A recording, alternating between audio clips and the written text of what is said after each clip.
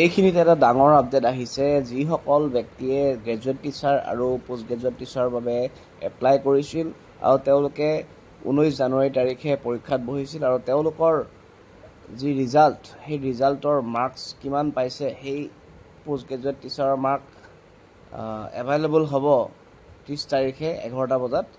আৰু যিসকল ছাত্ৰ ছাত্ৰীয়ে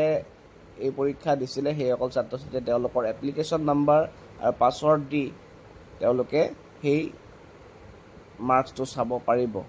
আৰু ইয়াত লিখা আছে যে যিসকলে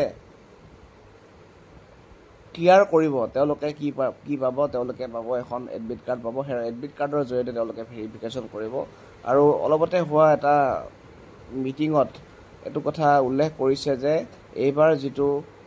হ'ব সেইটো 1:1 বেচিছত হ'ব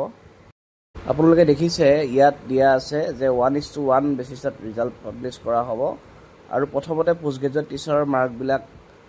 মতে পোষ্ট গ্ৰেজুৱেট টিচাৰ সিলেকশ্যন কৰা হ'ব তাৰ পিছতে গ্ৰেজুৱেট টিচাৰ সিলেকশ্যন কৰা হ'ব